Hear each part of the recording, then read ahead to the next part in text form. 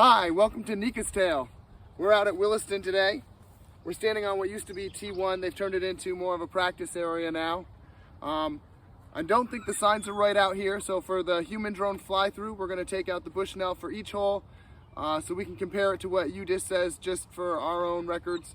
Yeah, let's have some fun. We'll show you this course. Hole 1, my Bushnell says 190 feet.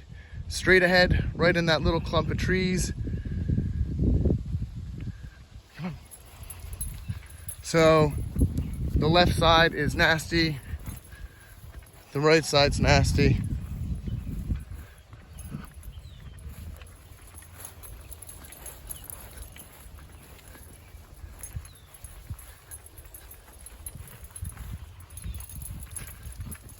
Lots of people leak out early end here. That's a nightmare.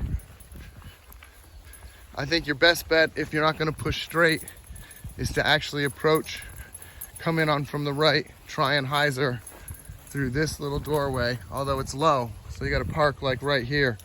And that's going to give you the best look, in my opinion, at birdie for most of us righty backhands. Hole 2 is 236 feet by my Bushnell. Again, it's just jail on each side. You've lost one of the big trees that likes to get in people's way. But you can see it's very wooded, it's very thick. It used to be they used to mow this every year and cut all this stuff down. Obviously they haven't for a few years. So you've got these poplars coming in. You'll see that all over the course today. This is going to be a very different looking course in 10 years. All these trees in here. So nasty over there. Nasty over there. If you can push something straight under this branches, come on girl.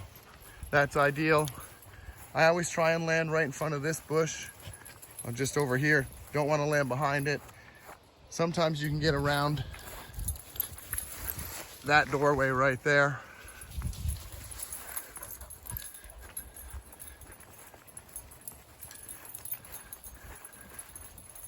But all outside circle 1 is just this gnarly field. So you got to be careful. That's hole 2. Hole 3 is 212 feet according to my Bushnell. Right off the tee, you've got this nice paper birch in here, getting in the way. Right side's horrible, messy. You've got these to push through. So you got this essentially really a little gap. And with these guys growing in, it's gonna only get smaller. That's gonna get wooded. So that's a nightmare. This is a nightmare. You get this gap to get through. You gotta stay low. Can't go too high. There's some branches that'll definitely, 10, 12 feet off the ground, 15 feet, that'll mess you up.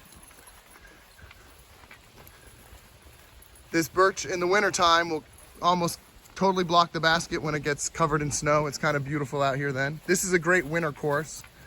Love this place in the wintertime. It's actually much easier to play than in the summertime. Hole 4, you can't quite see the basket from here. I stepped out to the bike path to take a look. It said 190 from over there, so it's pretty close. Stock hyzer for us righty backhands. You definitely, we always play the path was OB. I don't think it's in the rules, it's just how we play. If you land early, leak out early, you get cut off by this monstrosity right here. Beautiful cottonwood. So you don't want to do that. The basket's tucked in here. Pushing too far and you get under this birch and back in there, and that's just nasty. Sometimes there's a little hole back there you can get through. But a nice low hyzer, come in softly, park right here, pick up your birdie. Yeah, that's hole 4. Hole 5, 188 feet from the Bushnell. It is a soft, gentle turn to the left. Let's go. This monster has gobbled up so many of my shots, I can't even tell you. You don't want to sneak out early because you'll definitely be stopped by this stuff and these low branches. You just gotta find the fairway and throw something nice and easy.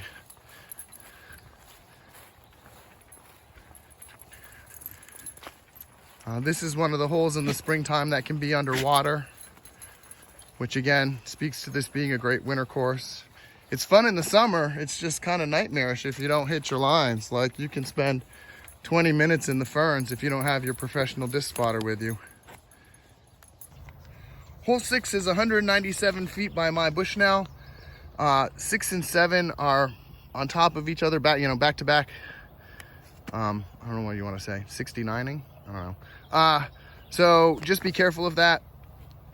The left-hand side is a nightmare, as most of this is, but a lot of it's much deeper. You really don't want to go back there, nightmare. You do have this little rough island between the two fairways that you want to stay out of. The biggest challenge here is picking your hole through this mess, whether you want to come up high and sky hyzer through something, stay in low, come in from the other side and crash. Just pick your line. Pluses and minuses. One of the aspects of letting this stuff grow up is this stuff back here has never been this big. This stuff is never, so if you push too far deep, you definitely are gonna be in jail back there. And yeah, that's 6. Hole 7, 267 feet by my Bushnell. So again, this is just parallel to hole 6, so you just have to be careful about other folks out on the course. Down to your left is the bike path and a downhill. It's very nasty down there. Again, very unmowed. This may be the longest hole, I think, on the course. Be careful if you flex something too much, because you can definitely turn over into the other fairway, the other tee pad. You don't want anything to fade out too much, because then you're going to end up in this stuff over here. Sometimes the best course is just putter, putter, putter. If you do manage to make it all the full length, be aware of this nice little group of birch here as you're hyzering in as a righty. As a lefty, you've got a little more, much more opening or backhand shot. And that's 7. Hole 8 is 235 feet by my Bushnell. You've got 2 fairways. You have a right-hand side, which plays out to kind of a big sky hyzer line. And you have the left-hand side, which is either a straight push or more of a flip up. Flip to flat. Come on. Oh, you're all tangled up. Let's go. Let's go. You hear me say it before, left-hand side is nasty. Right-hand side is nasty. So this is all about fairway hits out here. Maybe it's a good short practice for a fox run with all the OB. But these are some of the trees that are new that are going to dramatically change this course in the next 10 years. All of these woody species coming in, all of these poplars, trembling aspen. So this guy's in the fairway, so you definitely have to deal with that.